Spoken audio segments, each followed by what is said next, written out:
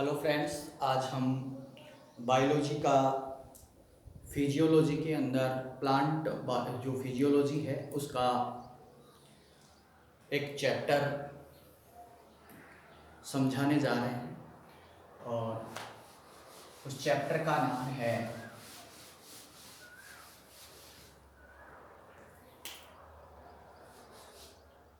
पादप जल संबंध।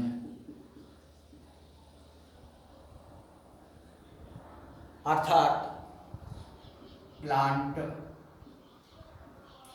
Water relation. देखिए, सबसे पहले अगर आप देखें तो जल किसी भी जीव का एक महत्वपूर्ण घटक होता है। कैसे? क्योंकि जल जीवों की समस्त जैविक क्रियाओं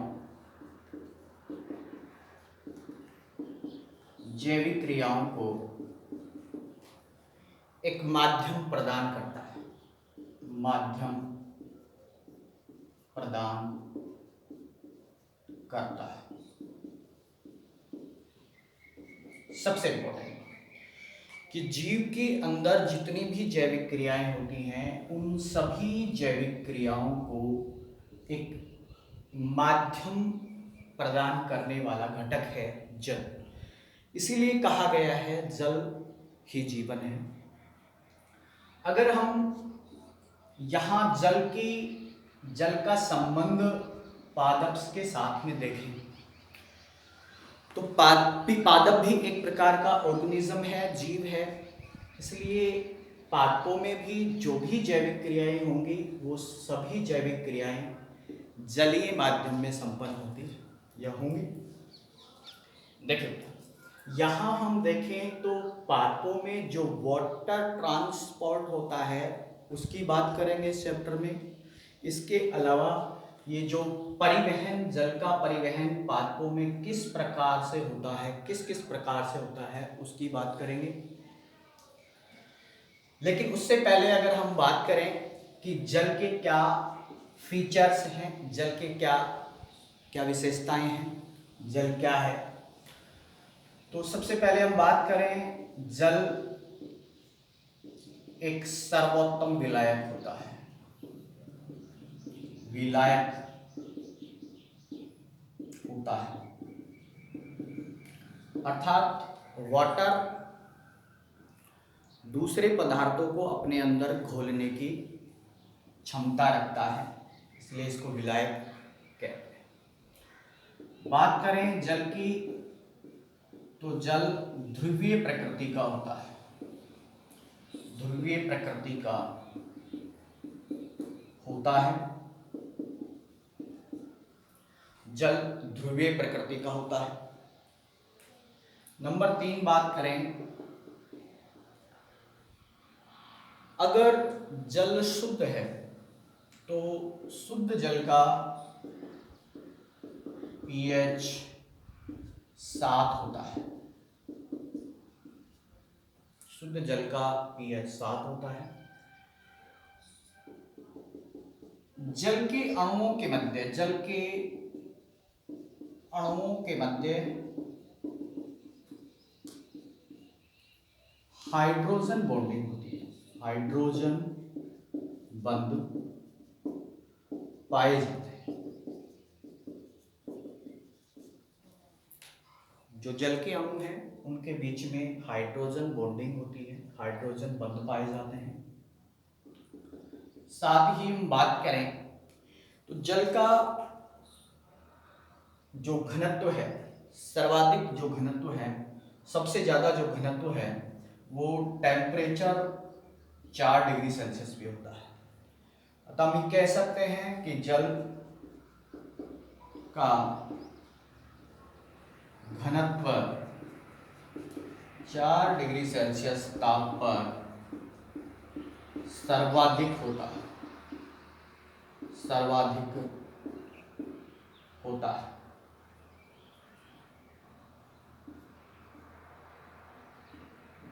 होता है, ठीक है। इसके अलावा हम बात करें तो जो जल है एक निश्चित टेम्परेचर पराश पर, ठीक है, जल एक निश्चित तापमान पराश पर तीनों अवस्थाओं में, तीनों अवस्थाओं, आपको पता है तीनों अवस्थाएं पदार्थ की कौन सी होती हैं? ठोस, द्रव एवं गैस में पाया जाता है, में पाया जाता है, ठीक है। जैसे अगर हम ठोस की बात करें तो जल ठोस अवस्था में 0 डिग्री सेल्सियस पे पाया जाता है, जबकि द्रव अवस्था 0 डिग्री से ऊपर जो अवस्था, जो टेम्परेचर होगा इस पे द्रव अवस्था में, और 100 डिग्री सेल्सियस के ऊपर ये गैसीय अवस्था के अंदर कन्वर्ट हो जाता है। ये कुछ जर्नल फीचर्स हैं जल के, वाटर के। अब हम देखेंगे प्लांट्स के अंदर जल का किस प्रकार से संबंध है, क्या काम करता है। तो मेनली इस चैप्टर में जो जलीय माध्यम में होने वाली जैविक क्रियाएं हैं उनकी बात करेंगे, लेकिन जल ट्रांसपोर्ट है वो मोस्टली कुछ भौतिक क्रियाओं के द्वारा कंप्लीट होता है पादपों में। और ये भौतिक क्रियाएं कौन कौन सी हैं, क्योंकि हम फिजियोलॉजी पढ़ रहे हैं, प्लांट फिजियोलॉजी, तो इसके अंदर पादपों के अंदर जल की कार्यकी के साथ साथ हम देखेंगे कि जल किस प्रकार से जो है प्लांट्स के अंदर ट्रांसपोर्ट होता है, परिवहन होता है इसका। तो प्लांट में जल का ट्रांसपोर्ट मोस्टली कुछ भौतिक क्रियाओं के माध्यम से होता है, और ये भौतिक क्रियाएं हैं नंबर 1 जो इस चैप्टर में हम पढ़ने वाले हैं। विश्रण, ठीक है। दूसरा पराशरण, नंबर 3 पारगम्यता, नंबर 4 हम पढ़ेंगे इसमें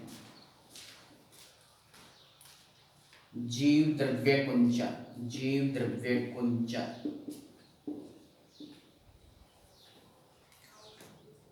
एवं विकुंचन, जीव द्रव्य विकुंचन और अंतः शोषण।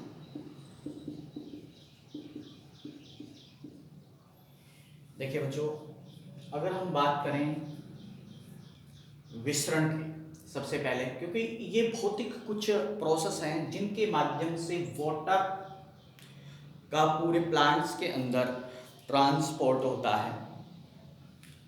तो सबसे पहले हम एक एक करके इनको अब आगे पढ़ते हैं। देखिए, सबसे पहले अगर हम देखें विसरण, हमारा पहला टॉपिक है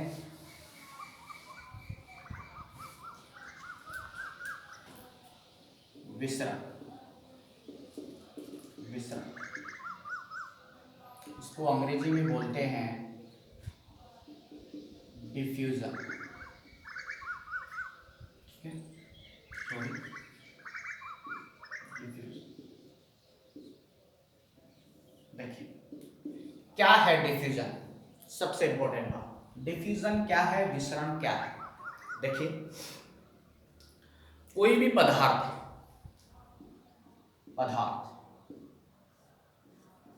इस पदार्थ के अणु, या मैं कह सकता हूं कण या आयन, यानी पदार्थ के अणु, कण या आयन अपनी उच्च सांद्रता क्षेत्र से, अपने उच्च सांद्रता क्षेत्र से निम्न सांद्रता क्षेत्र की ओर गमन करने की प्रक्रिया विसरण कहते हैं। दोबारा समझिए, पदार्थ के अणुओं का या कणों का या आयनों का अपने उच्च सांद्रता क्षेत्र से निम्न सांद्रता क्षेत्र की ओर गमन करने की जो प्रक्रिया है वो ही कहलाती है विसरण। देखिए, जैसे एग्जाम्पल हम देते हैं, विसरण के बहुत सारे एग्जाम्पल हैं समझाने के लिए। जैसे हमने इत्र की शीशी, यहाँ पे इत्र की शीशी खोल दी तो पूरे कमरे के अंदर वो उसकी जो है गंध है फैल जाएगी।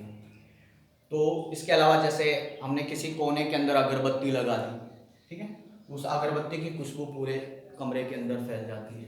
इसके अलावा जैसे कि एक हमारे पास में पात्र है, इस पात्र में जैसे जल भर रखा है हमने, और इस जल के अंदर अगर मान लीजिए हम छोटा सा टुकड़ा कॉपर सल्फेट का डालते हैं, क्रिस्टल डालते हैं, ठीक है, तो क्रिस्टल डालने पर इस क्रिस्टल के जो अणु हैं वो यहाँ इसकी सांद्रता उच्च है और इधर इनकी इसकी जो सांद्रता है वो निम्न है। यहां से ये कण चारों दिशाओं के अंदर जिधर जिधर इसकी सांद्रता कम है वो विस्तरित हो जाएगा, गमन करेंगे, ठीक है। तो ये विसरण के कुछ एग्जाम्पल्स हैं। अगर हम विसरण की कुछ प्रॉपर्टीज देखें, इसकी विशेषताएं देखें, क्या गुण होते हैं विसरण में, तो नंबर 1, अगर विसरण की बात करें, विसरण में किसी माध्यम की अगर बात करें, बीच में किसी माध्यम की आवश्यकता नहीं होती है, बिना माध्यम के होता है। दूसरी बात, विसरण एक धीमी प्रक्रिया होती है, धीमी प्रक्रिया होती है। नंबर 2 हम बात करें तो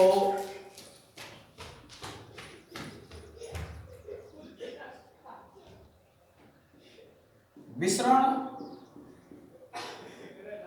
की प्रक्रिया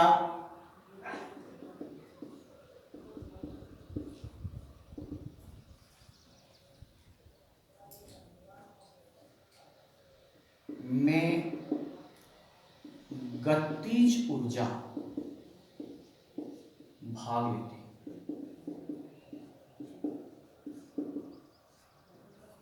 अर्थात मैं ये कह सकता हूं कि किसी भी पदार्थ के कण, किसी भी पदार्थ के कण या किसी भी पदार्थ के कणों में जो विसरण होता है,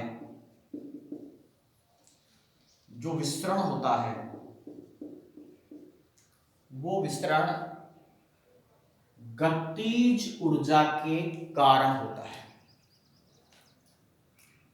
काइनेटिक्स एनर्जी सहायक होती है किसी भी पदार्थ के कणों में गति के लिए, ठीक। सबसे इंपॉर्टेंट बात, कोई भी पदार्थ के कण हैं, अगर वो मूवमेंट कर रहे हैं, एक स्थान से दूसरे स्थान पर जा रहे हैं, तो उनमें जो गति हो रही है वो उन कणों के अंदर गतिज ऊर्जा के कारण होगी, ठीक है। इसके अलावा हम बात करें विसरण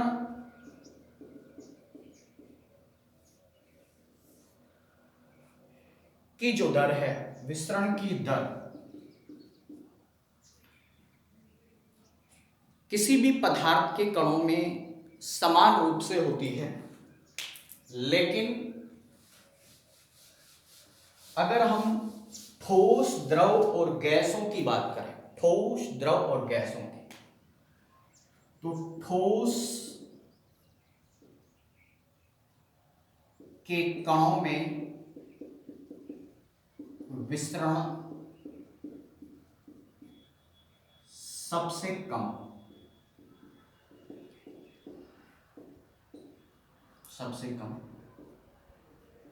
ठीक है, और गैसों में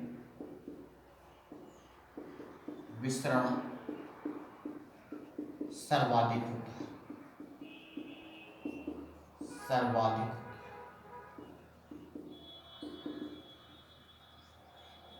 अर्थात हम ये कह सकते हैं ठोस, द्रव और गैस की बात करें तो गैसों में विसरण सर्वाधिक और ठोसों में विसरण सबसे कम होता है। ठोस से ज्यादा विसरण द्रव्य कणों में होता है और द्रव से ज्यादा गैसीय कणों में विसरण होता है। देखिए अब एक इंपॉर्टेंट बात विसरण से संबंधित,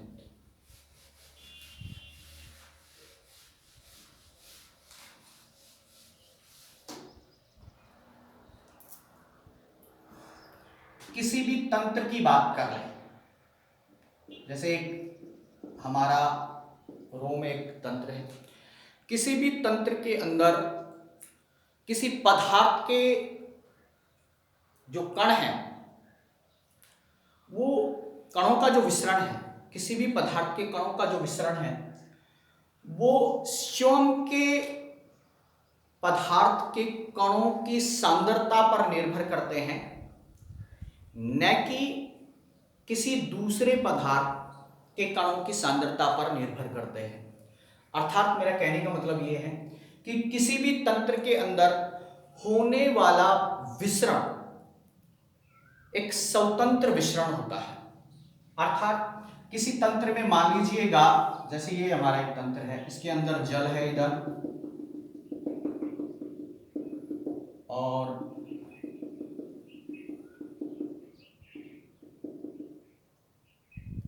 इधर मान लीजिएगा हमारे पास में कोई दूसरा लिक्विड भरा हुआ है, ठीक है। तो ये नहीं है कि इसके कण इधर ज्यादा हैं तो इसके कणों का विसरण ये प्रभावित कर देगा, नहीं, और इधर जल के कण ज्यादा है तो इसके इस पदार्थ के कणों का विसरण को ये प्रभावित कर देगा, ये भी नहीं करेगा। ये केवल स्वयं के कण हैं, स्वयं के कण होते हैं वो ही विसरण को प्रभावित करते हैं, वो ही डिपेंड होते हैं एक दूसरे पर, न कि एक दूसरे पदार्थ के कण हैं वो विसरण की क्रिया को प्रभावित करते हैं, ठीक है। अर्थात मैं ये कह सकता हूं कि किसी भी तंत्र, किसी पदार्थ के कणों में होने वाला विसरण स्वयं के कणों की सांद्रता पर निर्भर करता है, किसी दूसरे पदार्थ के कणों की सांद्रता पर निर्भर नहीं करता, ठीक है। अर्थात एक एग्जाम्पल के माध्यम से आप इस चीज को समझे, बहुत इंपॉर्टेंट बात है। जैसे ये पेड़ की कोई पत्ती है,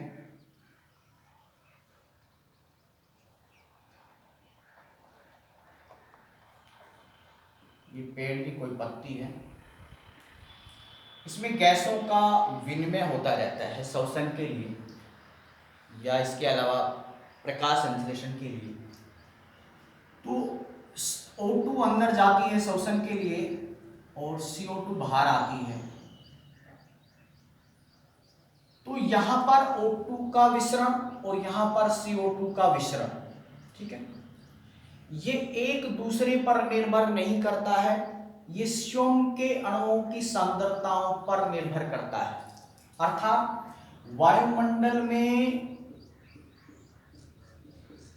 CO2 की सांद्रता ही डिपेंड करेगी CO2 के विसरण को, और O2 के विसरण को केवल कोर प्रभावित करेगी वायुमंडल में O2 की सांद्रता, न कि O2 के विसरण को CO2 की सांद्रता करेगी या CO2 के विसरण को O2 की सांद्रता करेगी। ये इंपॉर्टेंट बात है। देखिए ये तो हो गई विसरण की परिभाषा और इससे संबंधित कुछ विशेषताएं विसरण। अगर हम बात करें विसरण को प्रभावित करने वाले कारक, विसरण को प्रभावित करने वाले कारक,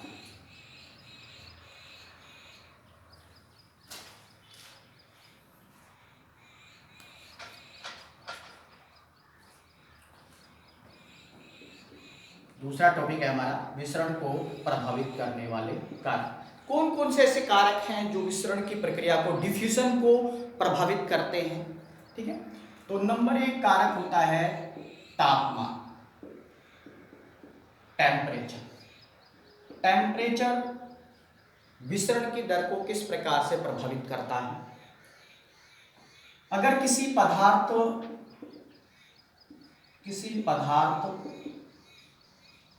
का तापमान बढ़ाया जाएगा तो उसके कणों के अंदर गतिज ऊर्जा बढ़ती है।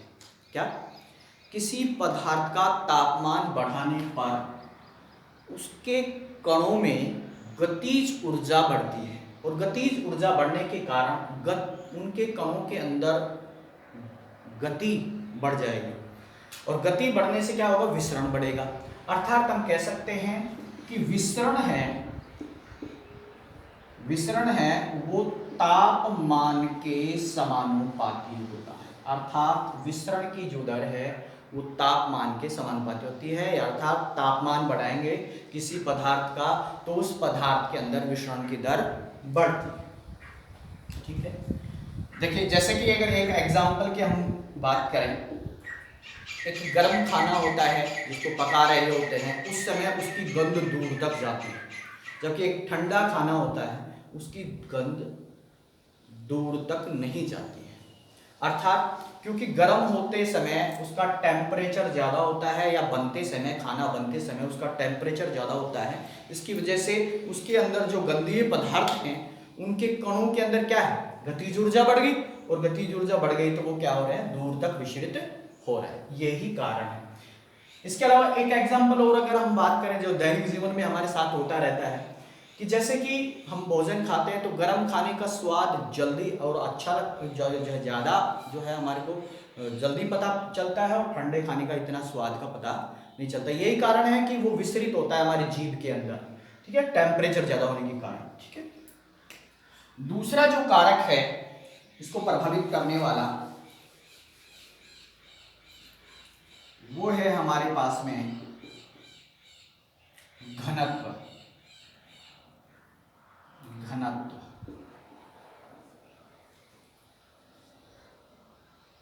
देखिए बेटा, घनत्व डेंसिटी किस प्रकार से प्रभावित करती है, किसी पदार्थ की डेंसिटी किस प्रकार से विसरण को प्रभावित करती है। एक साइंटिस्ट थे ग्राहम का, इन्होंने एक नियम दिया था, ग्राहम जिसको बोलते हैं ग्राहम का नियम। इस नियम के अनुसार अगर हम बात करें तो जो विसरण है वो विसरण घनत्व के वर्गमूल के व्युत्क्रमानुपाती होता है। घनत्व के वर्गमूल के व्युत्क्रमानुपाती होता है विसरण। ठीक है, इसके अलावा अगर हम बात करें प्रेशर, दाब, तीसरा कारक जो प्रभावित करता है विसरण को वो करता है दाब। देखिए, अगर प्रेशर ज्यादा होगा, पदार्थ के कणों के अंदर अणुओं में दाब अधिक होगा तो विसरण भी अधिक होगा। ठीक है, तो ध्यान रहे विसरण दाब के भी क्या होता है? समानुपाती होता है। समानुपाती होता है, यानी दाब है अगर ज्यादा होता है, जैसे डिफ्यूजन प्रेशर की बात करें वो ज्यादा होता है तो विसरण भी ज्यादा होगा। एक हमारे पास में होता है वो माध्यम भी विसरण की क्रिया को क्या करता है? प्रभावित करता है। किस प्रकार से? देखिए, माध्यम आपको पता है एक सघन माध्यम होता है, एक विरल माध्यम होता है। तो अगर पदार्थ सघन प्रकार का पदार्थ होगा उसके अंदर दूसरे कणों का जो विसरण होगा वो धीमा होगा और जो पदार्थ विरल पदार्थ होगा, माध्यम होगा, उसके अंदर जो पदार्थ, जिस पदार्थ का विसरण हो रहा है वो क्या होगा, अधिक होगा। अर्थात मैं ये कह सकता हूं कि जो सघन पदार्थ है, सघन माध्यम है, सघन माध्यम में विसरण कम तथा विरल माध्यम में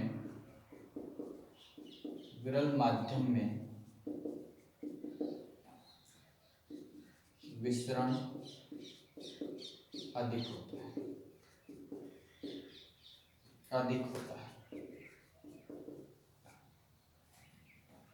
ठीक है।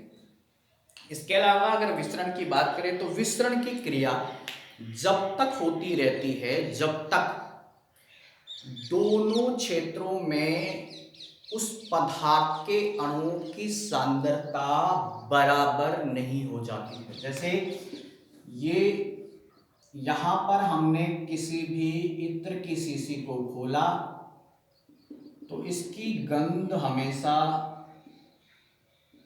अधिक सांद्रता से कम सांद्रता की ओर चारों ओर जाएगी। ये नहीं है कि एक ही क्षेत्र में जाएगी, चारों ओर जाएगी। और ये तब तक होती रहती है जब तक कि इस क्षेत्र में और जिन क्षेत्रों में ये विसरित हो रहा है उन क्षेत्रों के अंदर इसकी सांद्रता बराबर नहीं होती, जब तक इसकी विसरण की क्रिया होती रहती है। ये हमारे पास में विसरण और विसरण को प्रभावित करने वाले कारक। अब अगले टॉपिक में हम बताएंगे विसरण का पादपों में क्या महत्व है, विसरण का पादपों में महत्व। Thank you.